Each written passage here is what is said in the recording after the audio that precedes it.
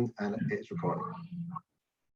Welcome to the Journal of Class and Culture panel discussion before the first edition comes out, hopefully soon. My name is Dr. Craig Johnston. I'm the online editor for the journal. I'm happy to chair this event this evening, and we're joined by various followers from Twitter, some editors from the journal as well, and we're going to be talking about a range of questions in relation to the journal, the importance of the journal, and various other topics, and we'll go from there. So hopefully you will have an enjoyable watch, and I'm going to hand over now to our editor to describe what the journal is about and give you some background to how it was developed.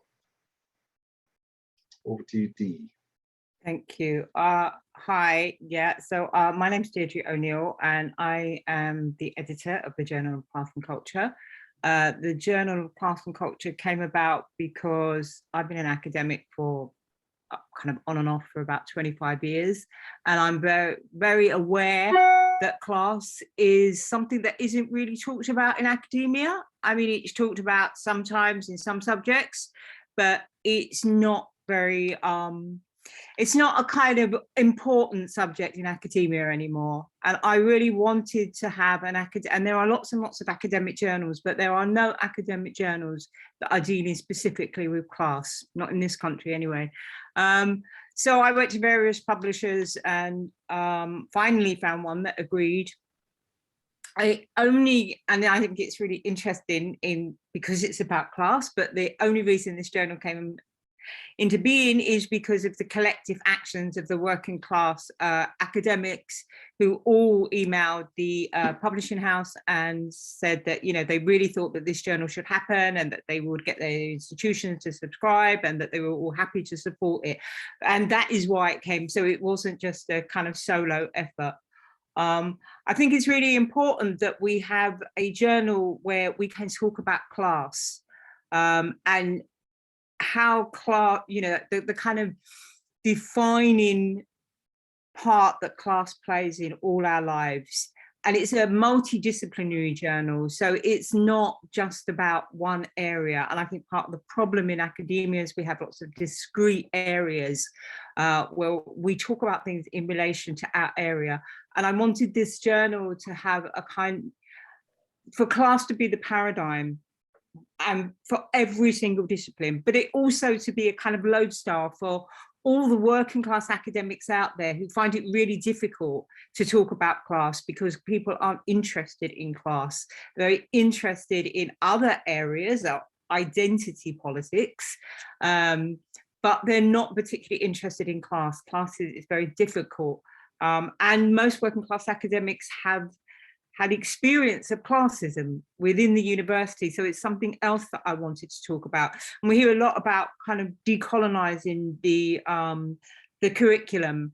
And I think what I hope the journal does is begin to declass the curriculum, because everything that we read, or mostly everything that we read and hear in the university, it is filtered through a middle class lens. It's still a very middle class occupation. So there's very little that comes from a class perspective, and working class experiences are filtered through a middle class lens. So hopefully what the journal will do is those experiences will now be filtered through a working class lens. So it will be working class people talking about working class experiences. Sorry, that's very rambly, but yeah. That's perfectly. Thank you. Stephen, just in relation to why the journal is important, can you maybe enlighten your thoughts on this? Yeah, thanks, Craig. I suppose the journal will be important to everybody involved in it and everybody who writes for it, probably for various different reasons. For myself, I teach media and cultural studies, and I research in the area of media culture and politics. And so one of the things when Deirdre came to me about the journal, one of the things that struck me immediately was, and why I thought it was important, was because culture has always been a really important site of class struggle, and that's something, that's how I teach it when I talk about culture to my students. I teach it as the struggle to define what culture is and who has culture, and the kind of kudos that comes with being able to sort of say you're cultured and educated. And you can look back to sort of people like Matthew Arnold, who when they first encounter a kind of working class, you know, instantly go, well, that culture has to be defined as the best that has been thought and said. And us, an educated elite, we have it. And you lot out there, you don't have it, you know. And so culture gets instantly sort of caught up in these questions of class and class struggle. And you can see that in the Leavises as well. And then you can see a bit of a change take place with people like Richard Hoggart in the 1950s and 60s and people like Raymond Williams, where you get a much more democratic and inclusive version of culture. And of course, what is it more inclusive of is a kind of working class that have been excluded from that. And those questions are still there for me now, even though we don't maybe so much talk about cultural studies, but we're now talking about creative industries. And the minute you begin to talk about the creative industries as cultural producers, you're talking about industries which have are stratified in terms of class. And industries also, which, you know, we know from the research that's available are very exclusive industries. You know, again, once again, there's a kind of a privately educated middle class, which tends to dominate those creative industries and dominate that kind of cultural production. So those questions about class and culture, I think, are still alive. And there's a long history of them. And that history is one of class struggle. And I think that's why when you talk about a journal of class and culture, it's really kind of important. Thank you, Stephen. Would anybody like to contribute anything further in relation to the importance of the journal? Aidan. Yep. Hi there. I think a really big thing of the potential for the journal is that it can consolidate a lot of these ideas that have been coming through over the years. To give an example from visual art, Stephen Seselkin in his book, Class Myths and Culture, talks about this idea of a middle class wash, of the way in which things are perceived and how they are presented so as to sort of fit a middle class idea of what is acceptable. And then today you have Beth Hughes, who is now thinking about the idea of a middle class wash as well.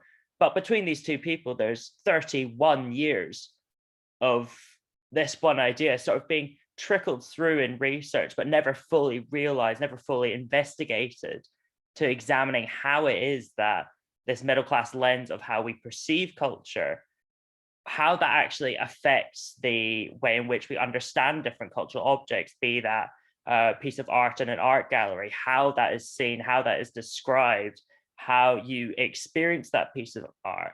And I think the journal has a lot of potential to look at and bring in all of these threads that have come through over the past 30 years and solidify them and make this standing point of saying it's so important that we are continuing to focus in on class as an important aspect of how we experience society today. Excellent. Thank you, Aidan. That's great. Rob, I think you had your hand up before Morna. Thanks very much. Yeah, I think that there's something about laying down the paving stones for people that are coming after us as well with a journal like this. I think it's really important. In my own teaching, in my own writing, I always think about the people that are going to come up after me. And I think a really important part of my job when I'm working at the University of Wolverhampton is that my students see me as a chap that's from the same estates as them. And I think a journal like this can really help people kind of read it and look at it and investigate and explore working class culture in its rich and diverse layers and go, oh, well, I can contribute to that kind of thing as well. And I can put my own voice in it, and it doesn't matter that I'm not the man's voice, as it were. Thank you, Rob. So it's about sort of representation as well within not only the classroom, but also in the context. Would that be correct? That's exactly what I'm trying to say, yeah. Okay, perfect. Morna. Yeah, it's something to do with finding a language, I think, as well as finding a voice, finding a language, because even most of the stuff I see written in academic journals, not that I spend a lot of time, and I'm just going, who has this actually been written for? Why has it been written in this way? What's this for? What's the purpose? Is it to educate, or if not, what's it for? And that's just an example. Would be my niece she was doing archaeology, and she said to me, she sent me her thesis, and she said, you probably won't understand it. And she was right, I didn't understand hardly anything in it. Now, that's partly because it was very specific to a particular area of work. But I still thought, why would you not be writing stuff that people can understand? What a bizarre thing to do. So I think it's something to do with changing that idea that cleverness goes along with mystifying people, and that culture goes along with speaking a certain way. And also something to do with the academics. You're talking about the working class people having support, not hiding. Just very quickly, I went to see somebody, I won't say, somebody who was very high up in an institution in Scotland, a theatre institution. Went to talk to that person about class, and they were saying they used to be working class, but now that they'd been to university and had that CEO type job, they went. And I said, but if you'd been black before, you wouldn't be white now. And so the point is that I know that her values, I get that the values can change in the way of communicating, but what happens is people are hidden or hiding, therefore other people don't know they're there. So it's something to do with being seen as well. Excellent, thank you. Dee, you raised your hand? Yeah, just Mona's point, I think that's really interesting, and it kind of links back to what Steve was saying about education as well, that for some reason, once you have a degree, you can't call yourself working class anymore. And people say to you, but you're not working. I have it said to me all the time, you're not working class anymore. And it's like, well, why can't I be a working class person with a degree? Why does it mean that because I'm formally educated, and I think there's a real problem with linking knowledge or education with middle class people that instantly kind of, excludes working class people from that notion of knowledge and education. I mean, my dad was one of the most educated people I knew, but, he hardly ever went to school and, and he was self-taught. But so, I find that really interesting. And I think it's another way of denying working class people, because once you start to say to someone you're not working class anymore, you don't have to discuss class with them. You don't have to discuss the complexities. You definitely don't have to discuss how different the trajectory for working class people to get an education, which we've always had to fight for. I left school at 16 with no qualifications, brought my daughter up on a council estate, went to university when I was 35. My trajectory is very, very different to the trajectory of the people that I teach with, who went from A-levels, private school. It's a very different. So if I'm not working class anymore, then what I'm being told to do is just deny all my history, my culture, my experiences, my socialization, the people that I know. I'm supposed to deny that because I am no longer working class because I now have a degree. And I just think it's another way of negating the working class. I think, yeah. No, absolutely. And I made this point earlier, that you wouldn't say that I wasn't Scottish. Now, I haven't lived in Scotland for 20 years, but I'm still Scottish. So to say I'm not working class is just ridiculous. But yeah, so absolutely. So Paul, you had your hand up next. Yeah, I mean, it's an interesting one. Something that little bit, you said, do an introduction. I'm a professor of cultural research development at the most ethnically diverse university in the UK, and that's the University of Bolton. I'm responsible for the arts. I write in music. My background is my PhD is in cybernetics. So I'm a cybernetician. I'm one of the few that are left. But what really struck me the other day was I was having a conversation with my son, and I've got, I'll call them the trappings of middle classness. I've got a good job, I have an education, I have a fair bit of money. I drive a Rolls Royce, albeit a 1932 vintage Rolls Royce. As Mark said, everyone should drive Rolls Royces. Well, he didn't, but that's what I tell people. And I was talking to my son, who is a graduate at York. He's just finishing philosophy, and they're a very traditional philosophy department, not in the continental sense, very much in the traditional sense. And I mentioned I was interested in this journal and what it was doing. And he said, well, why? And I said, perhaps not the right kind of justice. I said, but I'm working class. I want a voice. I want to listen to others and their experience. And his response, which really interested me, and is why I think this journal is very important. But class doesn't exist anymore, Dad. Which I thought, as a philosopher, was a really interesting statement to make.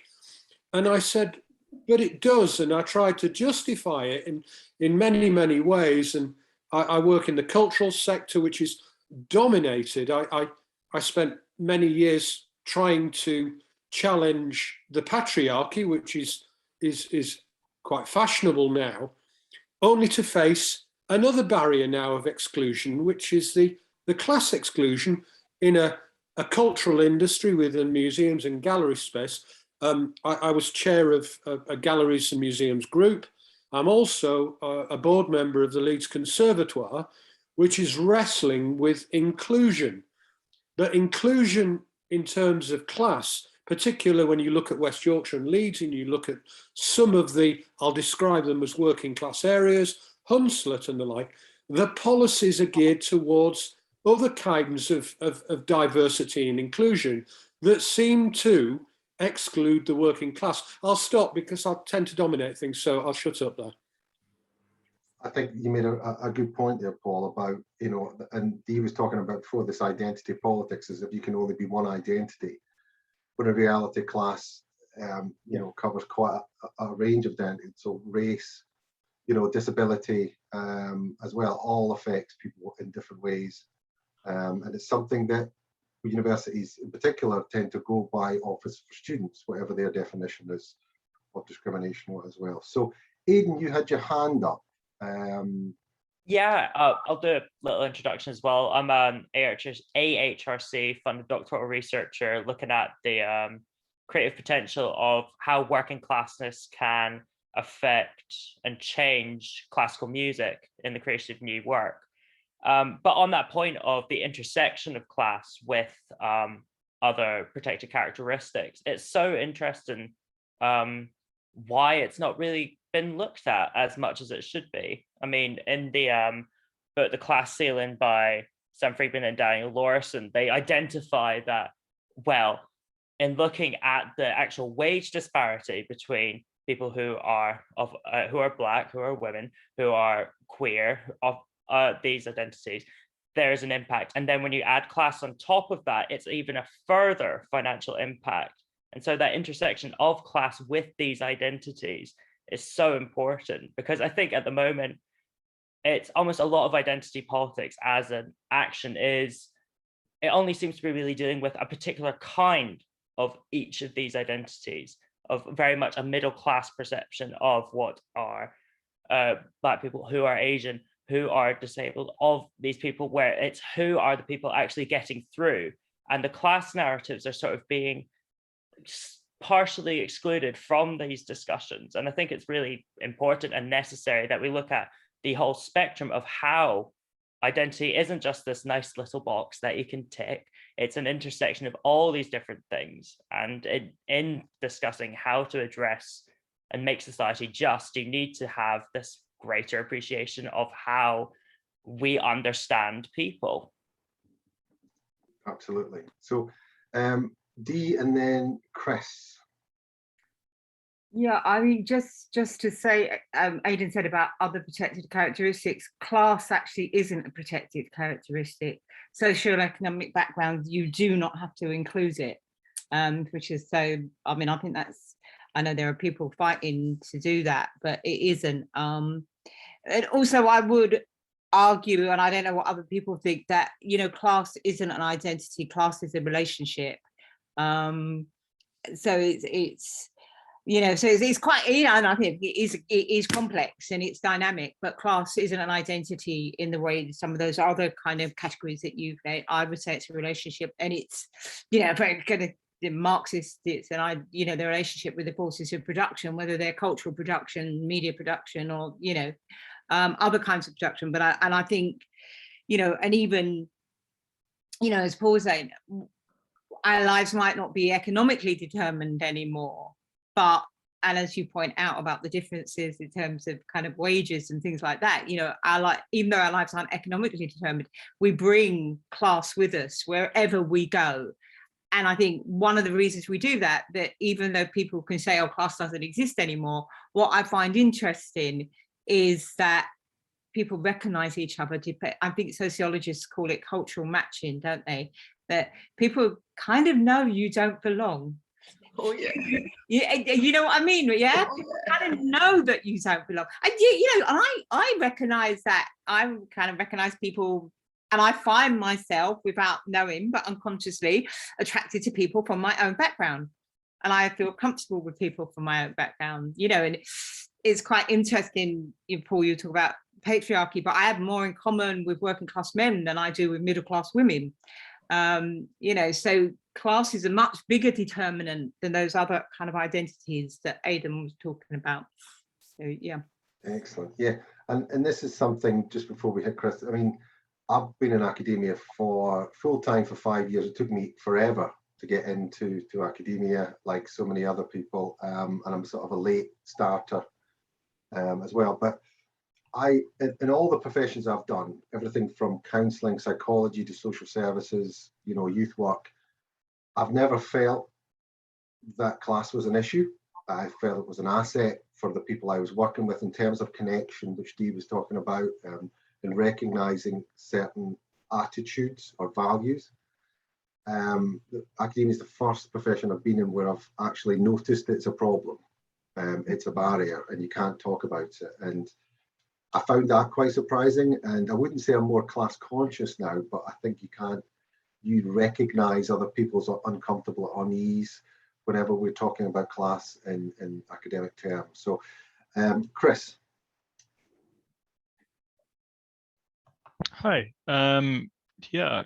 So I'll introduce myself. I'm a PhD student in anthropology at the University of Texas. So I am obviously a US-based academic, and anthropology, I think, is rather more comfortable talking about class than perhaps some of these disciplines that you guys are coming from.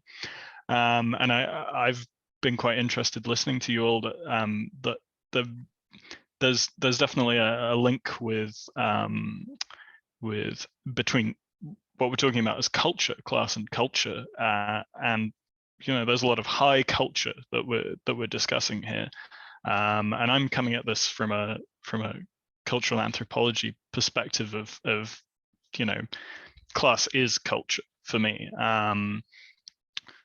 One thing that really stuck out to me in well, firstly in what Aidan said was that obviously being a US-based academic, race and class are so much more intertwined here, and as a result, I think there is a greater comfort in talking about these things, and that can be complicated. And I think there are some really complicated ways in which we associate certain things with class and certain things with race, and I really look at this journal as an opportunity to develop those arguments in this you know, UK dominated context, because these are, I mean, for me, I think British people are very confused about class. I think we have sort of very I think there's a socioeconomic discourse and there's an aesthetic discourse and there's a discourse of place, and these things are all sort of intersecting in ways which I mean, in my ethnographic work, I work in a what you would call a working class place in the northeast of England, but you know, not everyone who lives there is working class in socioeconomic terms, perhaps in aesthetic terms. I don't know, but obviously, again, this is that sort of I suppose I'm coming at this with that middle class lens as well of looking at class, and I do not consider myself a working class academic, and I told Craig this before I signed up for this thing, but you know, it's I think the journal can do some really important work in really elaborating what the hell we mean by class in a British context in particular. And you raise an interesting point there, Chris, because one of the things I'm really surprised by and really heartened by is the amount of response we get from, certainly I'm a member of different organizations on Twitter in particular, but we've had such a huge response from other countries. So Canada, Spain, you know, Australia, because we think of class, or at least British, because you know we've got the royal family and that's the hierarchy, and then we sort of work our way down. But it's the response that class is getting across the spectrum. However, the reaction that class gets in places like Canada, in places like New Zealand and things like that, it gets shut down very quickly. You're not allowed to talk about it. It doesn't exist. Where I think it's part of, it's so ingrained in British culture. It's very difficult not to talk about class. And I think if you raise that way, you see it everywhere. It's a bit like the Matrix, where you can see it in every high street, in teeth.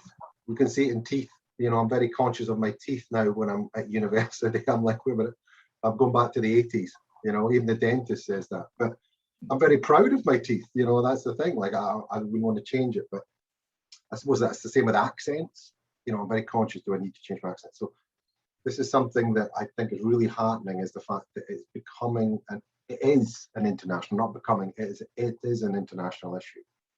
You're absolutely right, Chris, about dissecting it in a way that makes it relatable to other nationalities and contexts. Would that be correct, Chris? Was that kind of what you were?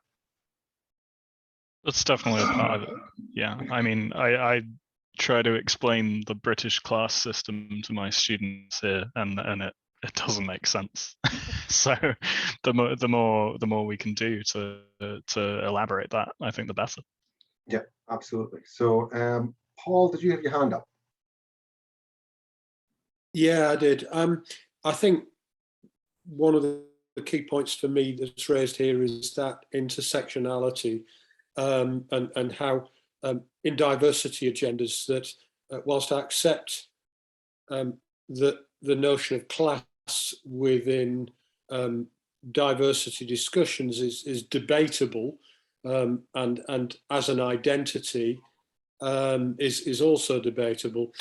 It kind of really struck me recently. I well, a couple of occasions, why I became so interested. I would, unlike Chris, describe myself as a working class academic, though I have the trappings of what conventionally someone would ascribe as being very middle class in terms of role, employment, what I do. So unpicking that cultural mess is really interesting for me, because I would describe my son as being middle class. And then I tried to drill down in that conversation with him the other day, and I came down to values, whether that's right or wrong, a set of values that were kind of instilled in me in the early 60s that I thought were working class values.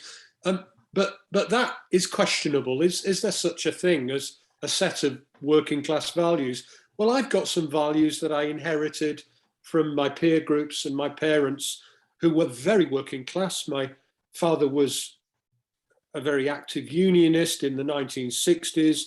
My mum worked in a sweet shop. She worked really hard. I lived in a not so good area. I had all of the trappings. I joined the military at 16, which was the only option to us in the 70s. And that really struck me the other week. I was invited to a talk of, it was war veterans from the Falklands. I was in the Falklands War.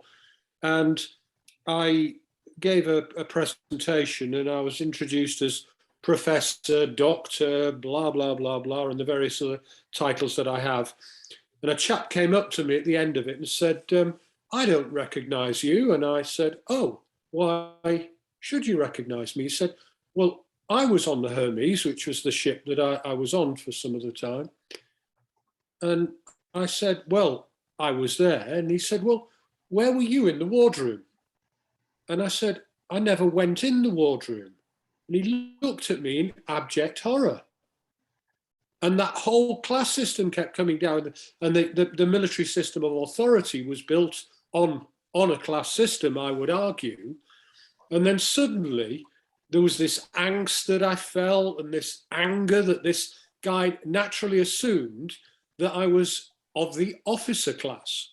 And I said, well, I never went into the wardroom. I may have gone in to clean one of the scuttles, which is the portholes once, but I certainly wasn't in the wardroom. And he found this really difficult to believe, that somebody who was lower class, working class on the lower deck had suddenly become the speaker, the invited speaker at this quite prestigious event. And again, that struck me. Well, why should they have the exclusivity? I'll stop again.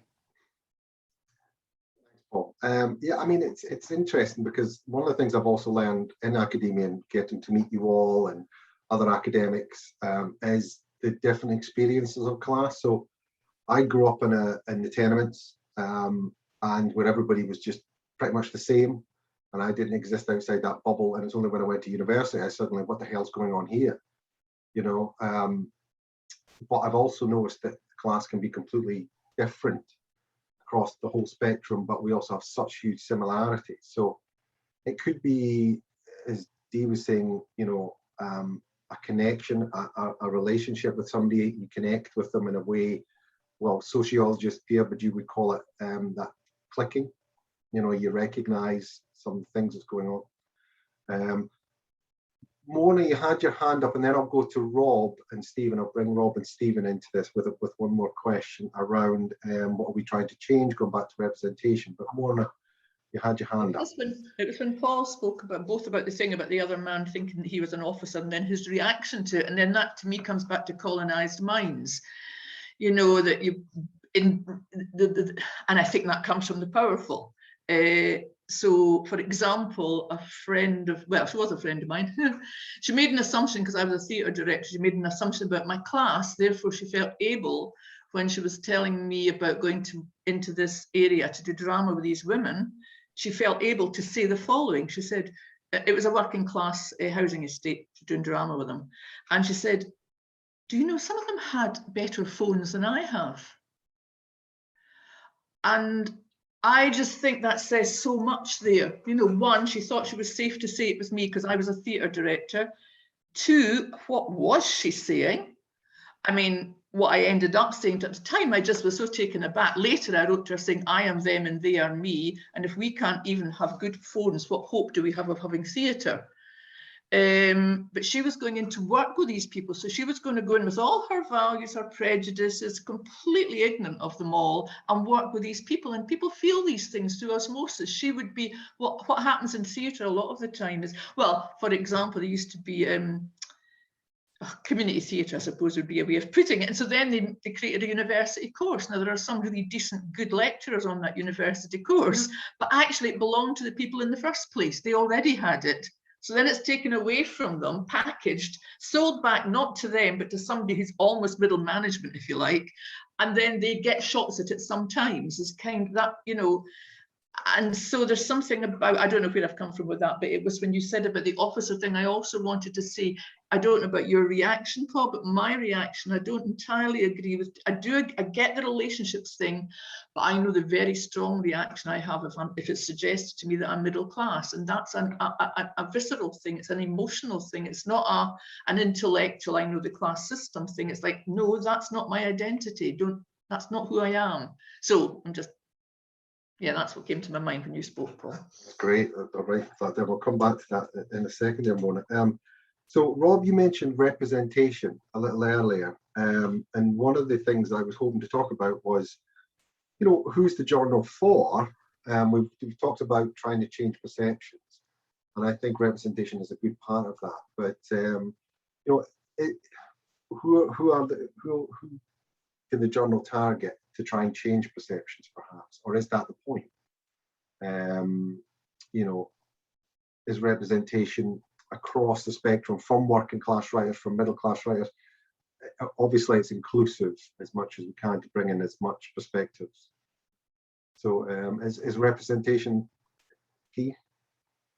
I mean, I think it's a crucial question. I forgot to introduce myself in the last section, so I'll just do that now as well. I'm Rob Francis. I'm creative and professional writing lecturer at the University of Wolverhampton. I'm a poet and a novelist.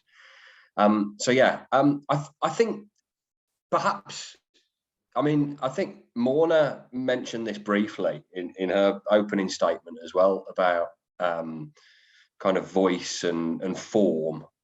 And like the piece that you guys have published of mine in the upcoming article, in the upcoming journal is bizarre. And like very, very few journals would ever accept that.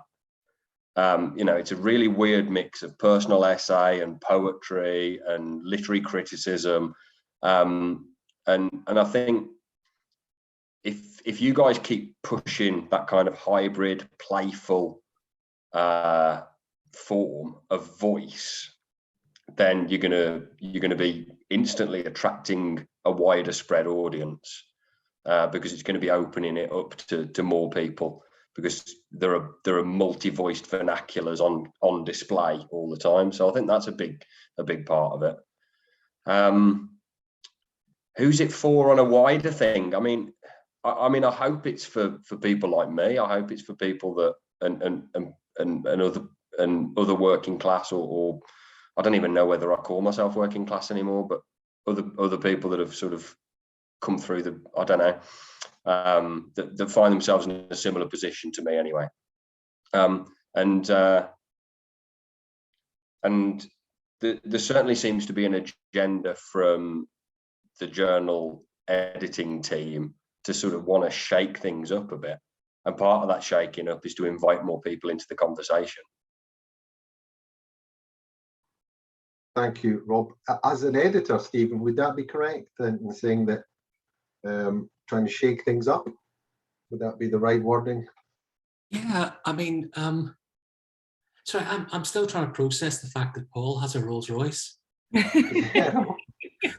I'm just sitting thinking, Paul, if you were genuinely middle class, you'd have an electric bicycle like I do. Maybe it's a little toy one.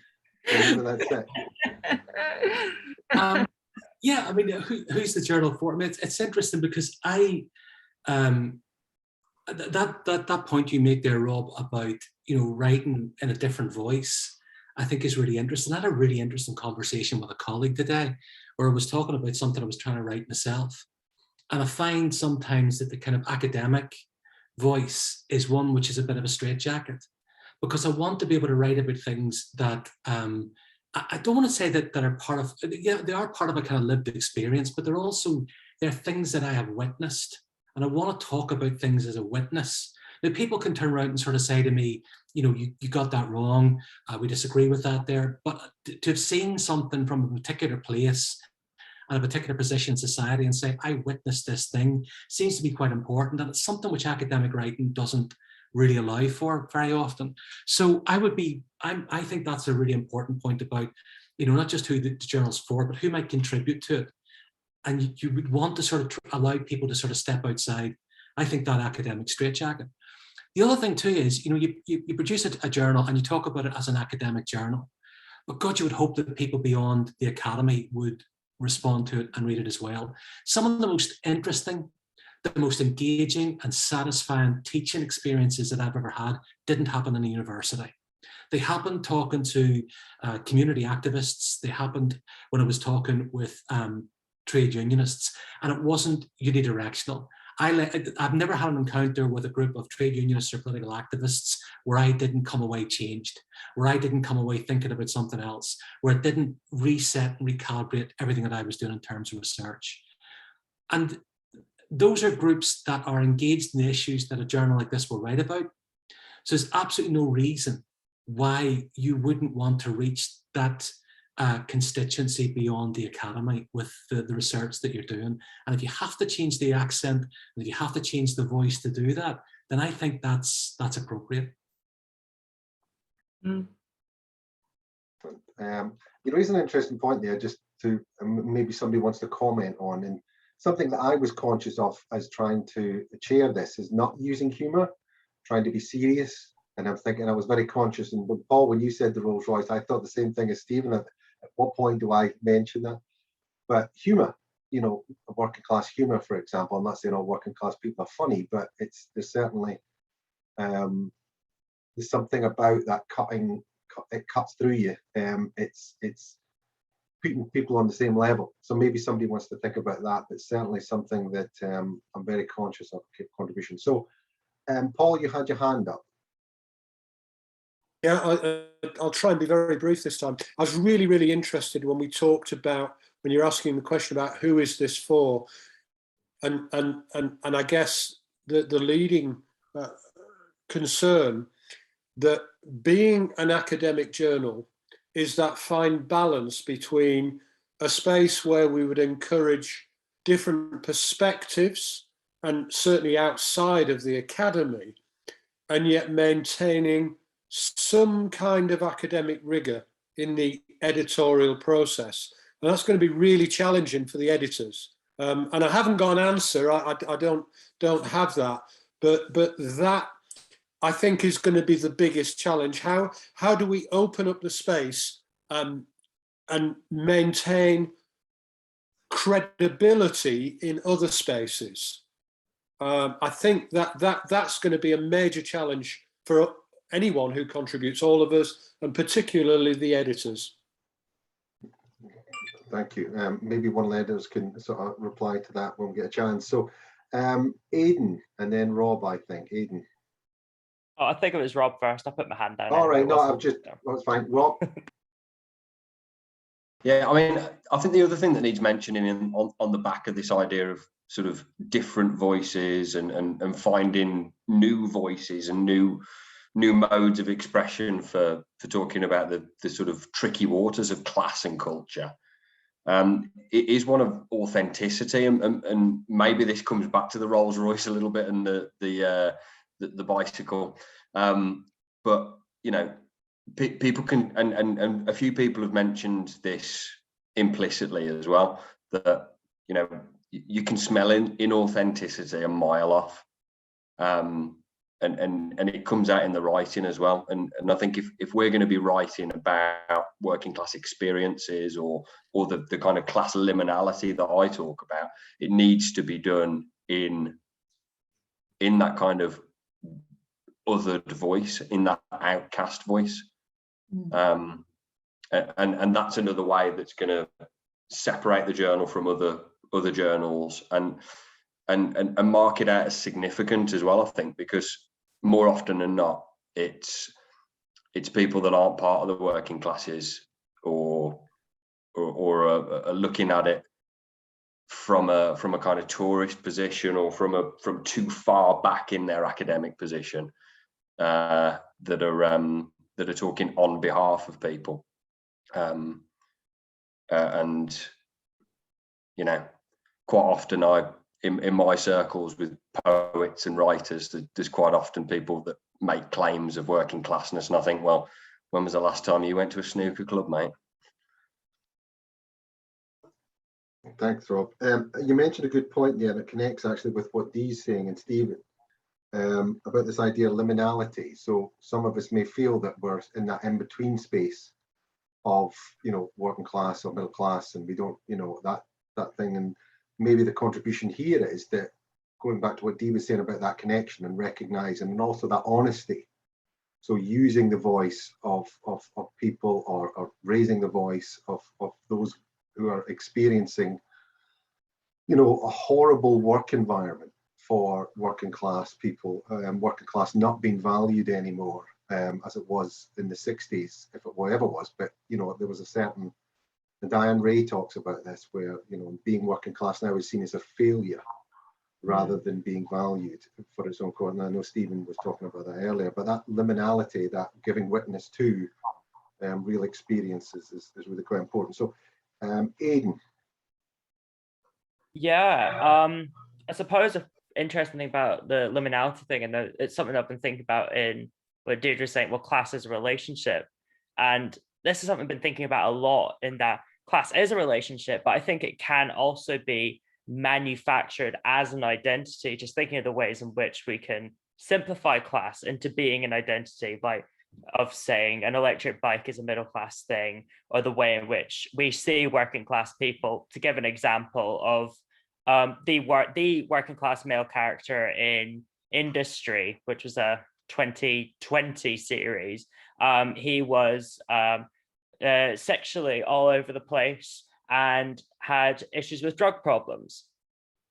And the thing was that it was just sort of taking the very stereotypical things that you would assume, or what is perceived to be of a working class identity, without that idea of what is the relationship.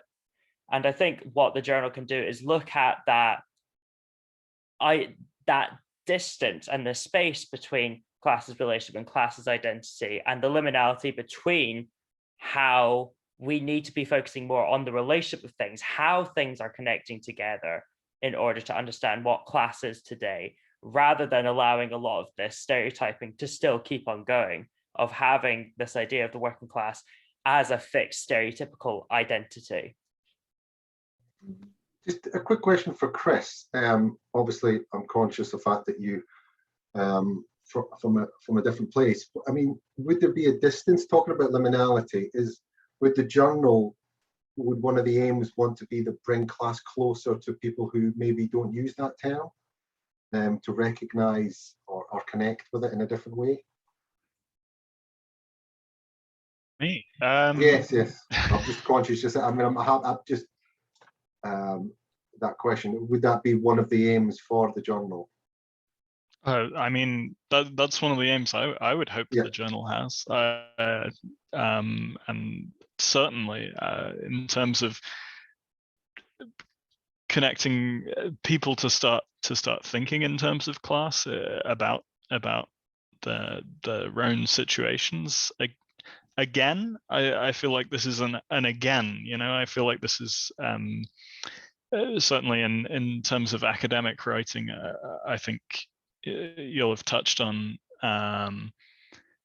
the sort of disappearance of class from academic discourse, which is a problem, because class does explain so much about how you know, interactions work and how politics work and how, you know, how people define themselves. So yeah, absolutely, I would say this is an opportunity to offer people class as a lens, I suppose, to understand what the hell's going on. Yeah, certainly I mean, I have family in America, and if you mention the word class, it's, you know, that's it, it's game over. You know, you're of a certain political background instantly. So it would be interesting to see, you know, the subscription perhaps from American universities, Canadian universities, Australian universities, whether this is something that would be beneficial to students who are maybe feeling or being treated or not connecting, or connecting in different ways. So I think that'd be really interesting. So does anybody have any other thoughts around what we're trying to change, or who is the journal for? Is there any unexpected audiences perhaps? Chris? Sorry, talking a bit much. No, go for it. No, absolutely not. One of the things that I would like to see is opportunities for working class academics to write about groups other than the working classes, to write about class groups, you know, to write about the middle classes, to write about the upper classes, because this is, you know, folks like me have had centuries of opportunity to write about the working classes. So you know, so much of working class academia is sort of corrective to that. And I think that a journal specifically focused on class and culture, with an aim of having specifically working class academic contributors, it should offer that potential for you know, for working class academics to do something other than explain their own working classness, if that makes sense.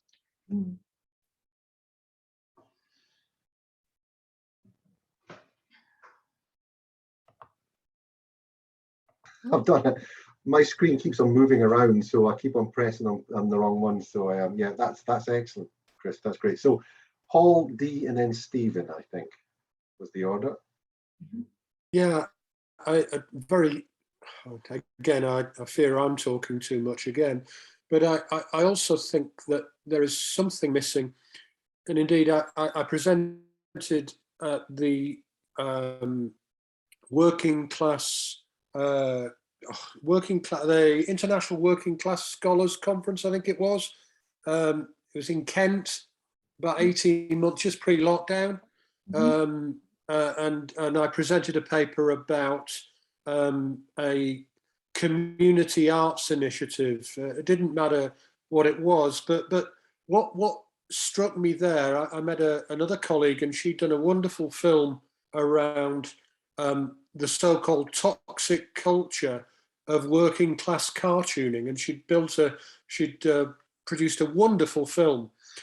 And sat talking to her, it struck me that too often, as a working class academic, we're kind of, the best way, I feel there's something to be celebrated within the working class that we don't. We don't celebrate those good things about what we perceive as being part of that class. Too often it's a rather defensive paper on why opportunities have been limited, but also that for me, there's much to celebrate. And I don't see many spaces, that conference was one, where we can celebrate working class or class culture from a working class perspective. Too often it's seen as defensive. And I'd like to be much more proactive in talking about class and the positives. Yes, there's a lot of negatives, we know that, and we could talk about those for the next 2 hours, but there's also a lot of positives within working class, being working class identities and cultures that are not celebrated enough. And maybe the journal's a space where we can at least start that conversation about celebrating working classness and its culture or cultures. Absolutely, Paul. Good, very good point. Dee. Yeah, no, I absolutely agree with Paul, actually. I think it's really important that we set, I mean, I often, sometimes when I'm with people that I work with, and I just think, thank God I'm me, because I think, and it does come from that working, and I think you mentioned it before, Paul, I do think there are attitudes and values that come from being working. I think we're socialized differently. I think, you know, what I see particularly in the university, but, you know, I think in the professions in general, is working class people, middle class people are socialized to succeed, to be very competitive, to be very individualistic. And that wasn't the way that I was socialized. And my dad was a trade unionist, and it was very much about a kind of collective. And I often feel that difference. It's one of the big differences between me and a lot of the people that I work with. And it's what you were saying, Mona. I mean, people have, I remember once saying about a part-timer when both of us were hourly paid. And he was a really nice bloke, and he was really, and I said to this woman, oh, he's so nice. I mean, and she said to me, watch your back. As if somehow I was in competition with him because we were both part-timers. And I found that really shocking. And I'm sometimes really taken aback, but even now, after all these years in academia, I'm sometimes taken aback. And just a couple of other things. I think what you said, Craig, about humour, the other thing about the journal is there's a lot of swearing in it. And I think that's another thing that working class people do. And we haven't edited that out. So there's a lot of kind of fuck and shit, and, you know, so, and I think that kind of language is really, really important. The other thing that I think is maybe unacademic, and I absolutely agree with Paul again, whoever said about we've got to walk this line, and I do mention that in the editorial, but I've just kind of, that yes, we're an academic journal, but on the other hand, and there's a passion in a lot of the stuff that we've used this time, And it's a passion that I think is often missing from academic journals. And we've tried to include that. So yeah, so people have been funny and they've swore and they've been angry.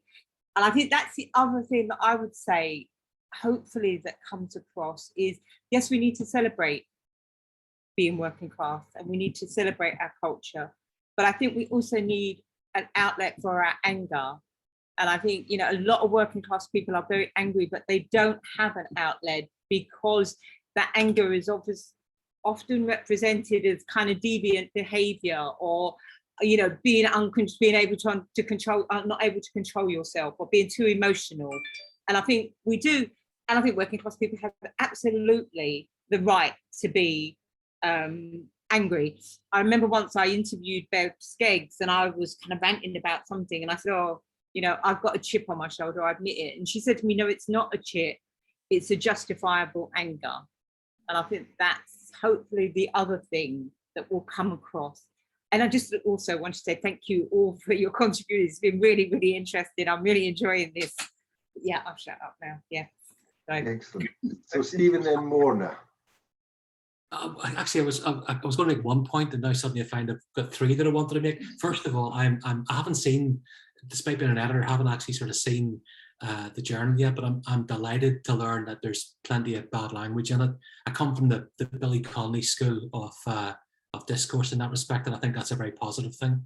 The other thing too is, I mean, it's interesting, isn't it? You know, when you think about what the working class, this is the thing about the good things about being working class, is the working class can stand for things which are really good and that everybody wants to be associated with, like solidarity and community and stuff like that. Things that the middle class can't stand for, in a sense. And you think of all those sort of great examples on television of things like the Royal Family and Shameless and Early Doors. You know, you want to be associated with those people because they stand for something which is so much more satisfying than middle class life.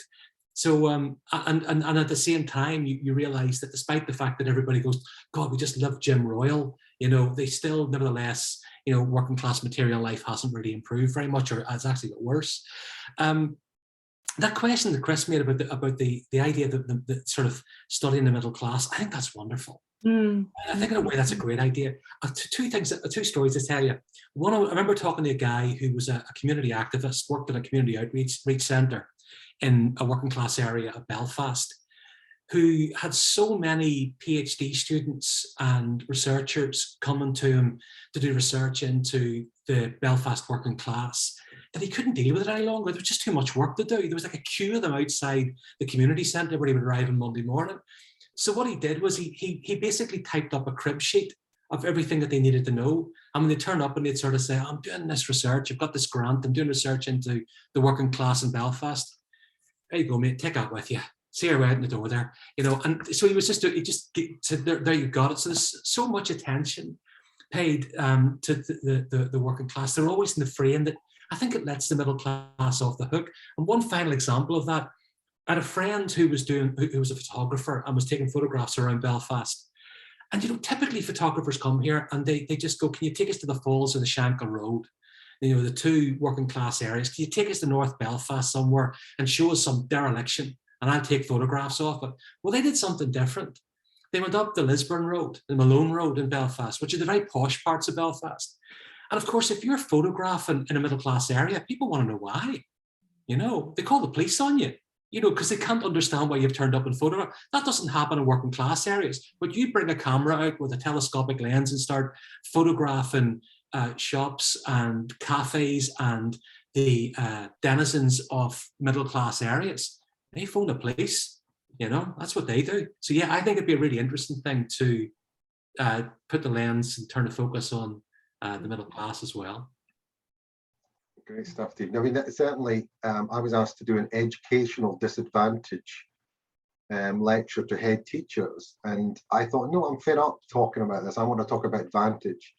So I just talked about all the advantages that people have, because again, why am I sitting there talking about stuff that they should know already if they're educators? But let's turn the focus here for the advantages that people have. Again, talking what Dia said about the success, about how manipulating systems into a ready system. So it's really interesting, a really important point there made by Chris earlier.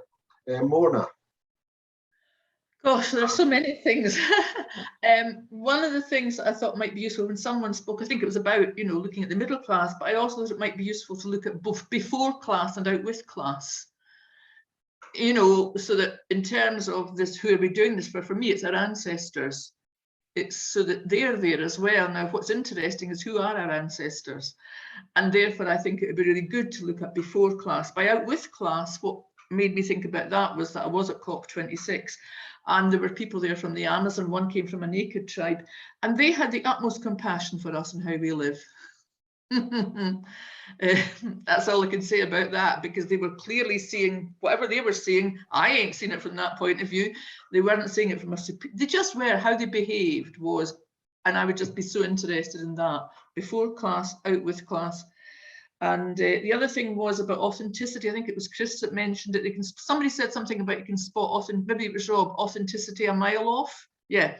The thing is that if what you've been reared on is inauthenticity, and a possible point of view would be that that's how you've been reared if you're middle class, when you come up against authenticity, it's bloody scary.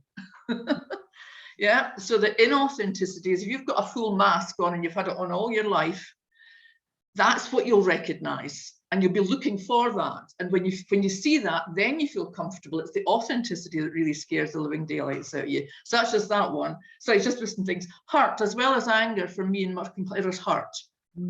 There's a complete hurt. I mean, there's too many things to say about that, but hurt. And finally, I think is that I remember doing some drama with people in a working class area, and people were just getting up and performing whatever they wanted. And it was very interesting because one got up and he just curled up in a ball in the middle of the circle. That's more or less what he did. Somebody else got up and it was a spoken bit he did, and he was basically phoning the Social Security about not getting his money, and he was effing and blinding. These were both the same story.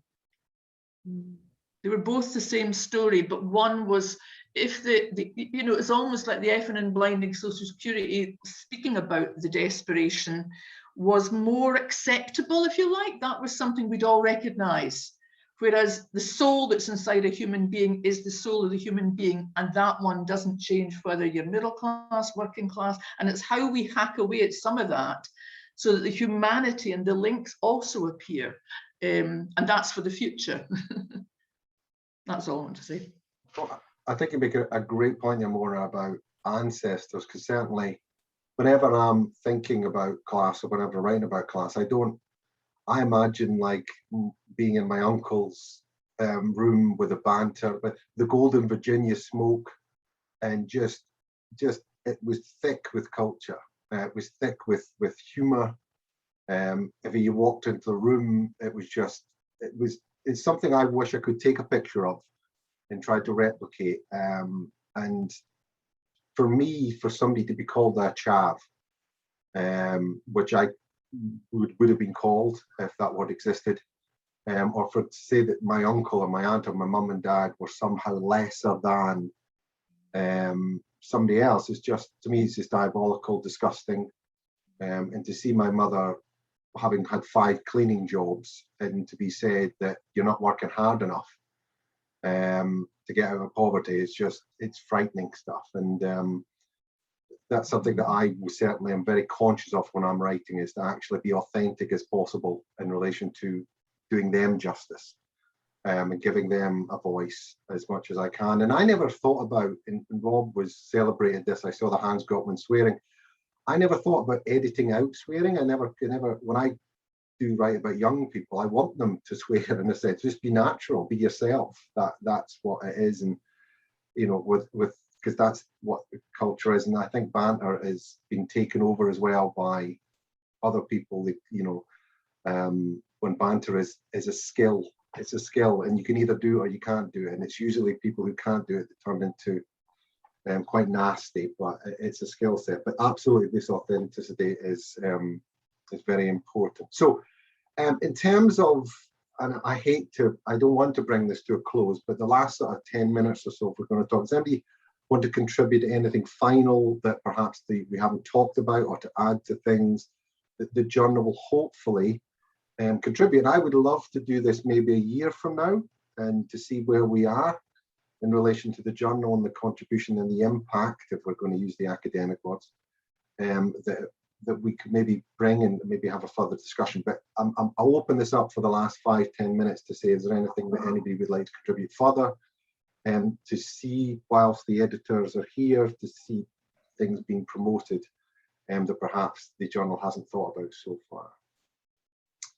Deathly silence in the last 10 minutes. A joke, we can have a joke if you want now, go for it. Feel free to. I put my hand up, Craig. Oh, sorry, Paul, I didn't see your hand. You're sort of black. Yeah, it's always three. You'll get to know that it's difficult to shut me up. Couple of things.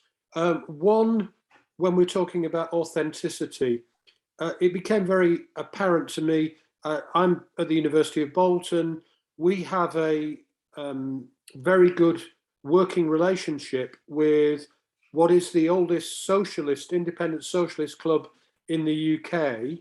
And there are a lot of lay authors, musicians and poets, and I'd be more than happy to make introductions there. And it's a kind of fascinating view on a view of the world and a kind of that celebration I was talking about, working class and the relationship with socialism, particularly now as perhaps politically working class perspectives are not defined by parties in the way they were pre-Brexit. Perhaps there's something interesting there. And equally, I kind of got hit with authenticity in the face fairly recently when talking about this, in that one of our very, very active ambassadors, you like, for Bolton is the actor Maxine Peake. And Maxine would, I'm sure, be very, very happy to, and it bodes a question for the journal itself, whether interview pieces are of interest to the journal with very active working, or those who would identify as working class, such as Maxine, and one of my great friends is a very active celebrant of his working classness, and that's the musician Martin Ware, who formed Heaven 17 and the Human League and those bands. He still remains my closest friend. So whether interviews with those that are active and celebrate their working classness, I mean, the working class identity permeates through the musical output of Heaven 17 for 30 years. And a great interviewee outside of the kind of fandom thing, but your working classness, your celebration of Sheffield culture of the 60s, of heavy industry, of the women of heavy industry, not just the men, is fascinating. So whether there's space for interviews, because I think if we're looking at extending the journal beyond the dusty annals of bookshelves in academic libraries, then perhaps some of these figures that have more appeal, broad appeal, might be worth thinking about in terms of interviews. Stop there. Yeah. So absolutely, Paul. So Dee and I have had a conversation about this. Actually, it was the summer, Dee. I mean, I can't believe it was the summer. It was the sunshine was shining. Yeah. Do you want to talk about that? Yeah, just to say, Paul, we're hoping to have an interview in every issue. We've got one in this. Lindsay German has interviewed Catherine Liu, who wrote a book called Virtue Hoarders about the professional middle class. So there is an interview. I've actually interviewed Maxine Peake before. My partner and I, we made a film about the acting profession and how it's dominated by the middle and upper middle classes. Yeah. And we interviewed Maxine Peake, who was absolutely brilliant, you know, very proud working class, yeah, and talked about how the working class create kind of culture, and then the middle classes come along and nick it, and then they sell it back to us. Yeah, so, and she was brilliant. She invited us into her home, and but if you know her personally and you think she would be interviewed, it would be great to have her interviewed, because she really has a lot to say about kind of class and culture. So that would be fantastic. You've got my email, I think, so Yeah, that would be really good. Thank you. Well, but yes, if we could share them after this, that'd be great. Yeah.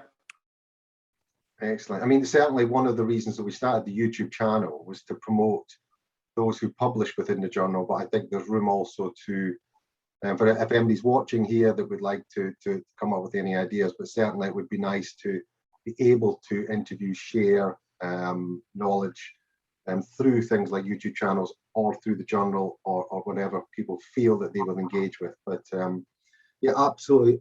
If anybody's watching or anybody here, absolutely open, very open to ideas for interviews and thoughts as well. That's something that we're really keen to do.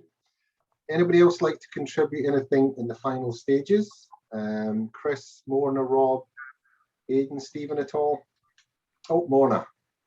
It's just a question. I know it was raised earlier, but I don't know if it was raised earlier about sharing. There's two things, there's two parts to it. Although people have been introduced to themselves, I actually I'm not really registered who you are. I have a little bit, and I might find that quite useful to sort of find out, you know, I don't know if it's 2 or 3 lines or something, just of who people are really, but also email addresses. I don't know if you mentioned that earlier on.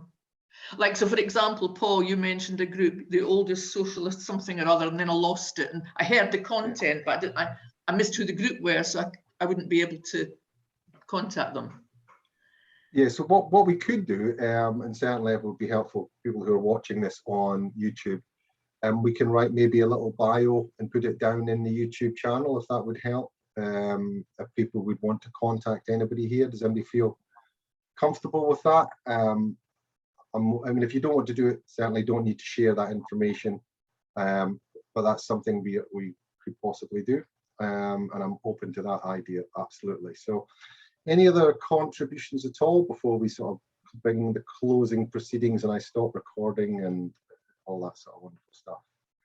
Rob, Chris, Aidan, Stephen, anything at all that you'd like to contribute at all? I'm very interested in the idea of humour. I think humour is something that is very powerful, and going back to the connection with Dee, I wrote a bit about this in the Times Higher Education, is that connection. Humour is a great connection for my working class students.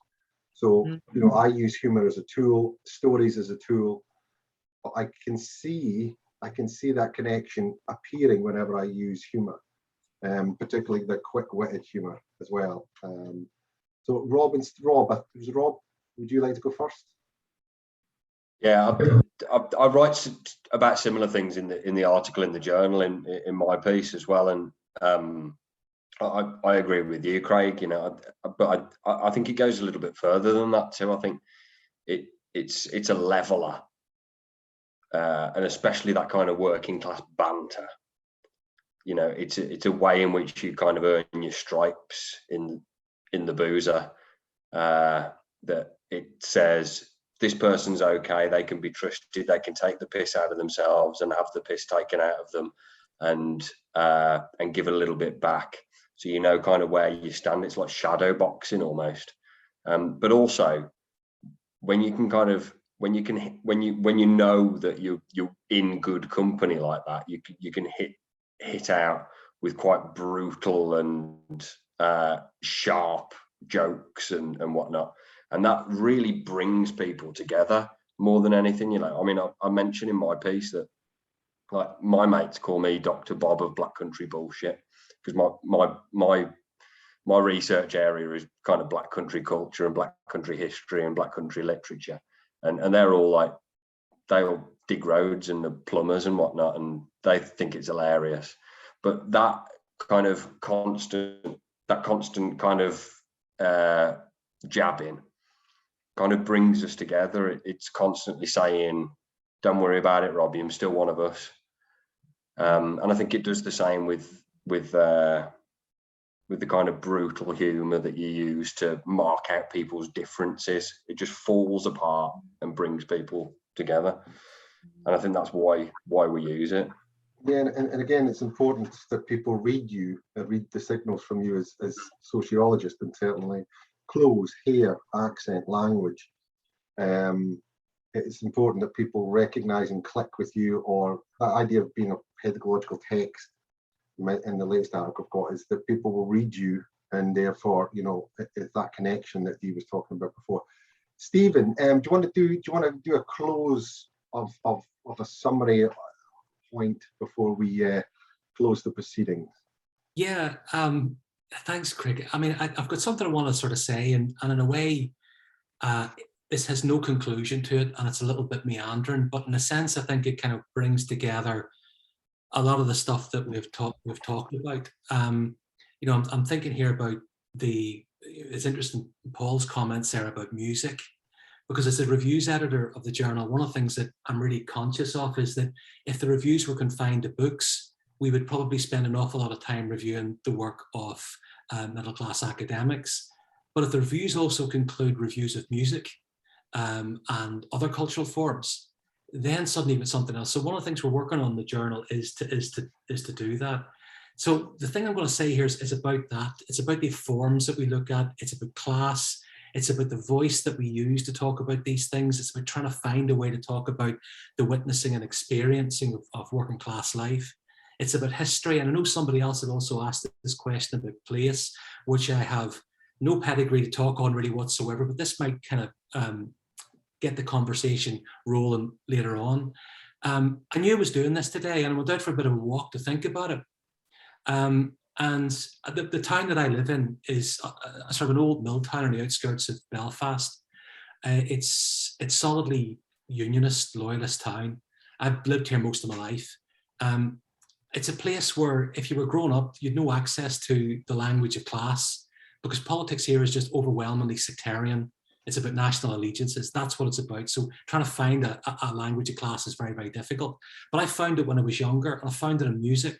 I found it in things like the poetic realism of the Jam, found it in the Smiths, found it in bands like Gang of Four, you know, other bands of that kind of era. But what I was listening to today when I was walking along was a young guy called Sam Fender from the Northeast, who's at the kind of commercial end of rock and pop music at the moment.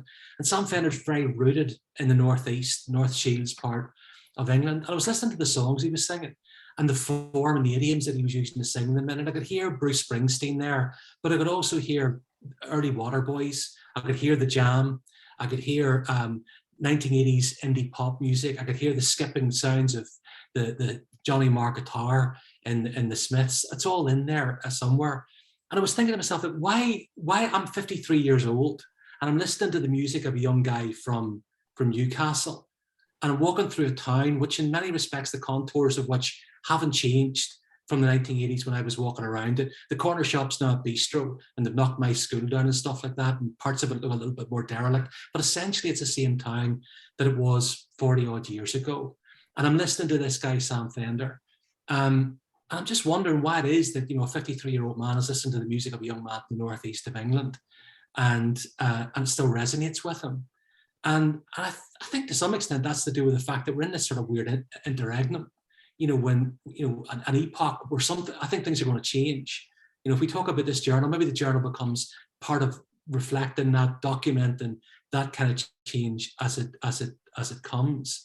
But also, you know, I'm struck also by the way in which, you know, class kind of connects people across, you know, those different identities. It's a very different identity here, probably the north of England, but it connects them in a weird way.